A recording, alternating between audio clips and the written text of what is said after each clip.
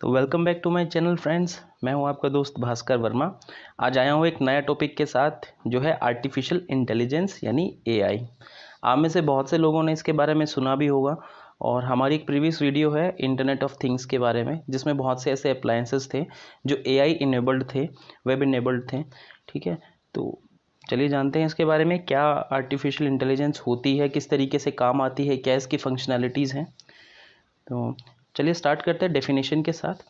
Artificial intelligence is based on the principal that human intelligence can be defined in a way that A machine can easily mimic it and execute tasks from the most simple to those that are even more complex. The goals of artificial intelligence include learning, reasoning, and perception.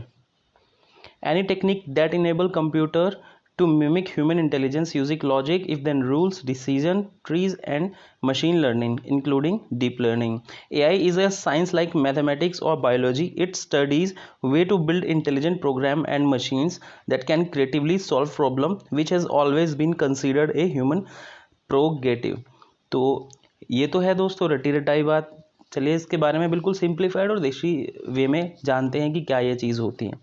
तो intelligence, जो artificial intelligence है, ये एक ऐसी technique है, एक ऐसी science है जिसके थ्रू उन चीज़ों में जिनके पास अपनी खुद की इंटेलिजेंस नहीं होती, उन चीज़ों में हम उन इंटेलिजेंस उनको देते हैं। ठीक है, ह्यूमंस के अंदर जो इंटेलिजेंस है, जो हमारी बौद्धिक क्षमता है, जो हमारी बुद्धि है, वो नेचुरल है। लेकिन ये जो बात हो रही है, ये आर्टिफिशियल की बात हो रही है। तो जिन चीज़ों में नेचुरल जो है इंटेलिजेंस नहीं होती, ठीक है, मान लीजिए मशीन जैसे, उनके अंदर जब हम इंसानों जैसी बुद्धि डालते हैं, हमारे जैसे काम करने की क्षमता, सोचने की क्षमता जब हम उसके अंदर डालते हैं, तो उस पूरी टेक्निक को आर्टिफिशियल इंटेलिजेंस का नाम दिया गया है। अब एग्जांपल के तौर पे हम आईओटी का ही एग्जांपल ले लेते हैं। हमने एक हाउस जो सिक्योरिटी की एक बात की थी कि एक ऐसा सिक्योरिटी सिस्टम जो आपकी प्रेजेंस और एब्सेंस को समझ सके कि आप घर में प्रेजेंट है या एब्सेंट है, उसी हिसाब से वो आपके घर को लॉक कर सके, सिक्योर कर सके। तो उसमें भी आर्टिफिशियल इंटेलिजेंस की एक टाइप थी, उसका यूज़ किया गया था। कुछ सेंसर्स थे जो मूवमेंट को देखते हैं, घर के अंदर कोई मूवमेंट हो रही है नहीं हो रही है। अगर घर में कोई मूवमेंट हो ही नहीं रही है तो वो आपके घर को ऑटोमेटिक लॉक करके आपको इन्फॉर्म कर देता था कि भाई आपके घर के अंदर जो है कोई मूवमेंट नहीं है, और दूसरा आपकी एब्सेंस हमें लगी है पता, और आपके घर को सिक्योर करने के लिए हमने उसे लॉक कर दिया। तो इस तरीके से बहुत सी चीज़ें होती हैं। आजकल जो अप्लायंसेज आए हुए हैं, आपकी washing machine, AC, fridge, cooler, तो हर चीज़ों में मतलब ज़्यादा से ज़्यादा इस टेक्नोलॉजी का इस्तेमाल किया जाता है, आर्टिफिशियल इंटेलिजेंस का।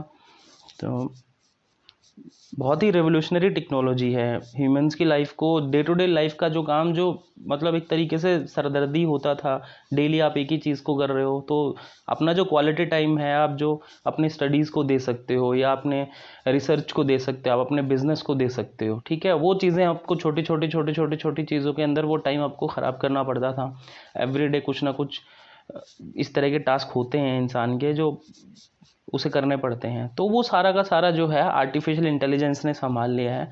तो आपका डे टू डे लाइफ का जो काम था वो सारा आर्टिफिशियल इंटेलिजेंस जिसके अंदर इनेबल होती है अप्लायंसेस के अंदर, वो खुद ब खुद कर लेते हैं। आपकी इंटरवेंशन की ज़रूरत नहीं होती, आपकी कमांड की उसे ज़रूरत नहीं होती।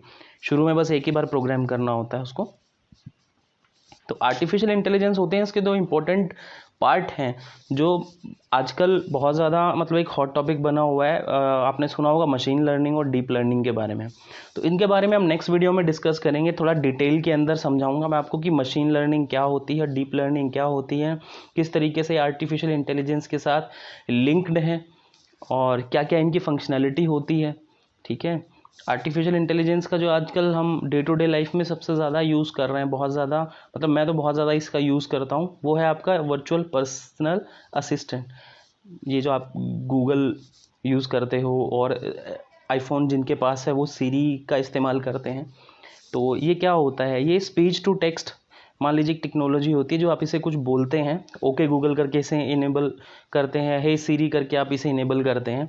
जैसे ही आप हे सीरी या ओके गूगल बोलते हैं उसी टाइम ये एक्टिवेट हो जाता है, और उसके बाद की आपकी जो स्पीच होती है, आप जो भी बोलते हैं उसे ये पहले तो स्पीच से टेक्स्ट में करता है ताकि आप उसे देख सकें कि इसको क्या समझ में आया और आपने क्या बोला।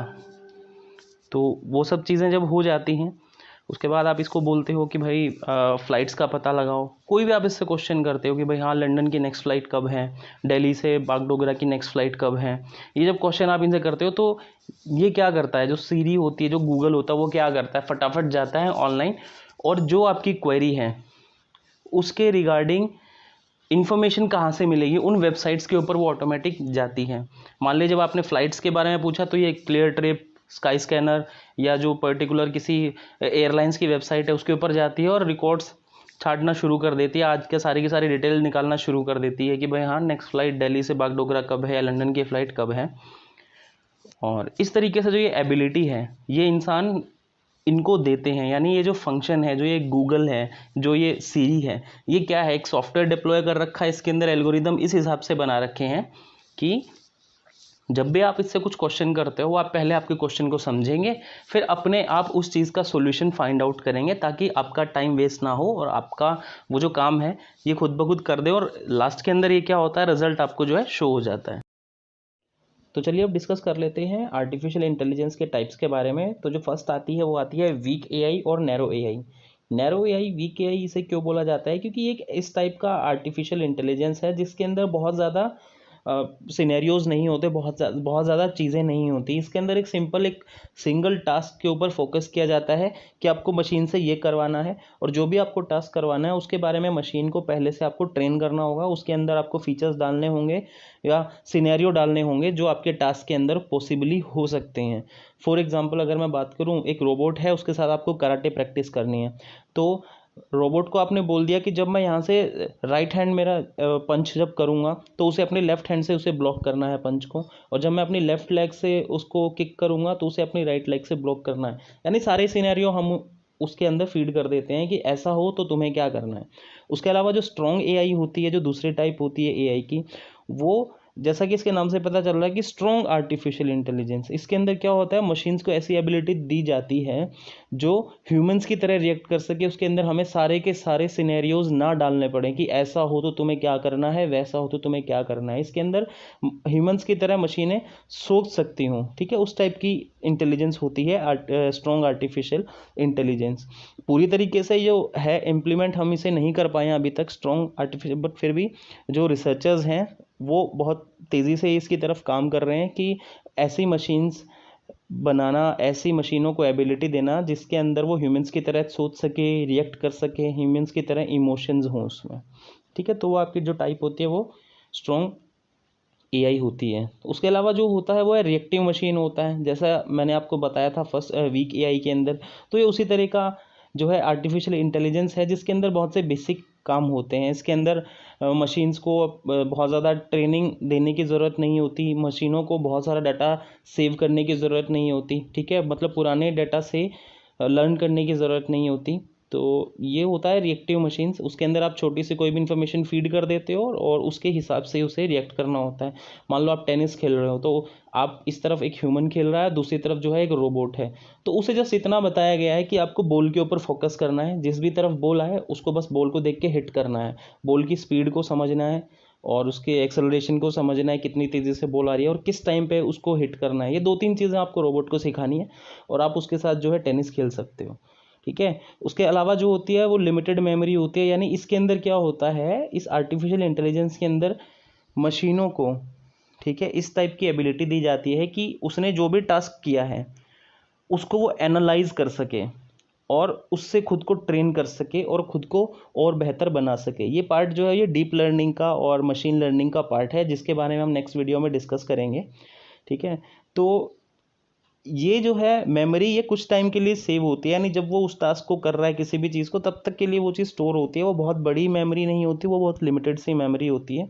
मान लो जो सेल्फ ड्राइविंग कार होती है, रोड के ऊपर चल रही हैं, ठीक है, तो उनके अंदर इस टेक्नोलॉजी का जो है यूज़ किया जाता है। वो अपने आसपास में चल रही कारों को ऑब्जर्व करती है और उसी हिसाब से जो है रिएक्ट करती है। मान लो उसके पीछे वाली कार 90 की स्पीड से आ रही है, उसके सामने वाली 90 की स्पीड से आ रही है, तो वो उन दोनों को ऑब्जर्व करती रहेगी और अपनी मेमोरी में स्टोर करती रहेगी। तो उसे ये पता रहेगा कि मुझे कितनी स्पीड मेंटेन करनी है, क्योंकि आगे और पीछे दोनों वाली 90 पे चल रही है तो उसको खुद की स्पीड भी 90 करनी पड़ेगी, क्योंकि अगर वो ज़्यादा तेज़ करेगा तो आगे वाली कार के साथ उसका एक्सीडेंट हो जाएगा, और अगर वो कार ज़्यादा स्लो चलती है तो पीछे वाली कार के साथ उसका एक्सीडेंट हो जाएगा। इस तरीके से वो क्या करती है, जिस टाइम टास्क परफॉर्म करती है वो अपने आसपास के एनवायरनमेंट को ऑब्जर्व करती रहती है और उसके हिसाब से जो है रिएक्ट करती है चीज़ें, और उसके हिसाब से ही एक्ट करती है। तो ये लिमिटेड मेमोरी के अंदर आता है। अब जो एडवांस कॉन्सेप्ट है एआई के, वो है self awareness and theory of mind. ठीक है, इनके ऊपर जो है अभी भी काम चल रहा है, पूरे तरीके से हमने इन्हें अचीव किया नहीं है। तो जो थ्योरी ऑफ माइंड होता है, तो जो ये एआई है इसके अंदर ह्यूमंस की तरह इमोशन, बिलीफ, थॉट्स और एक तरीके से एक्सेप्टेशंस जो हम मतलब एक्सपेक्ट करते हैं किसी भी से, तो वो चीज़ें, वो एबिलिटी मशीनों को देने की कोशिश की जा रही है। इस जैसा कि आपको मतलब सुनने में लग ही रहा होगा, इमोशंस, बिलीव, यानी मशीनें भी ह्यूमन की तरह इमोशन हो मशीनों में और वो सोच सकें और वो विश्वास कर सकें। तो ये एबिलिटी कंप्लीट तरीके से हमने मशीनों को नहीं दी है, बट इनकी तरफ काम चल रहा है। उसी तरीके से सेल्फ अवेयरनेस एआई है। इस एआई के अंदर भी क्या होता है, हम सेल्फ अवेयरनेस और जो कॉन्शियसनेस होती है, जो सुपर इंटेलिजेंस होती है, वो मशीनों को देने की कोशिश कर रहे हैं। तो आपने स्काईफाई मूवीज़ के अंदर देखा होगा कि रोबोट्स ने जो है ह्यूमंस को टेक ओवर कर लिया। उसका रीज़न है कि ह्यूमंस एक ही चीज़ में तो आगे थे उनसे, इंटेलिजेंस के अंदर, वो हमने रोबोट को दे दी। अब रोबोट की एफिशिएंसी भी ह्यूमन से ज़्यादा है, काम करने की क्षमता भी और पावर भी ह्यूमन से ज़्यादा है, तो उन्होंने रोबोट्स ने जो ह्यूमंस को टेक ओवर कर लिया। तो वो जो है थ्योरी ऑफ माइंड और सेल्फ अवेयरनेस टाइप की जो है एआई उनके अंदर दिखाई गई है, जिस सेक्टर की तरफ निरंतर काम चल रहा है और इन चीज़ों को अचीव करने की पूरी पूरी कोशिश की जा रही है। तो ये था दोस्तों आज का हमारा टॉपिक आर्टिफिशियल इंटेलिजेंस। इसके बारे में अगर आपको कोई डाउट है, कोई क्वेश्चन है या आपके अपने व्यूज़ हैं, वो आप हमें कमेंट सेक्शन में शेयर करना ना भूलें। और don't forget to like, subscribe and share. मिलते हैं एक नई वीडियो के साथ, तब तक के लिए goodbye and take care.